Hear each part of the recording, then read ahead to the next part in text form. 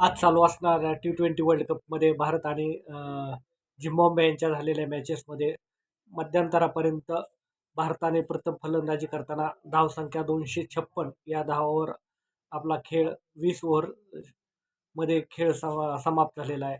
आणि याच्यामध्ये मोठ्या प्रमाणात जे धावसंख्या उभारलेली आहे ते अभिषेक शर्मा याने 55 धावा, तसेच हार्दिक पांड्याने सुद्धा आक्रमक अशी फलंदाजी करताना 50 धावा.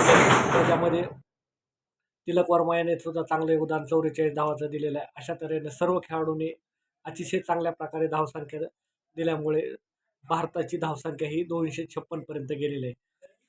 आज 2 रेकॉर्ड झालेले, एक भारताचे वर्ल्ड कपमध्ये असणारे सर्वाधिक स्कोर आहे, तसंच भारताने सर्वाधिक षटकार सुद्धा या वर्ल्ड कपमध्ये आजच्या झिम्बाब्वेच्या मॅचमध्ये मारलेले आहेत. अशा प्रकारे भारताने आजच्या सामन्यामध्ये चांगल्या प्रकारे खेळ केलेला आहे.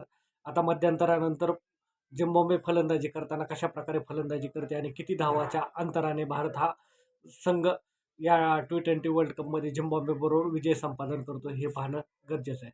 धन्यवाद. आमच्या चॅनलवर नवीन असाल तर लवकरात लवकर चॅनलला सबस्क्राईब करा, लाईक करा आणि कमेंटच्या माध्यमातून तुमच्या काही सूचना असतील ते कळवा.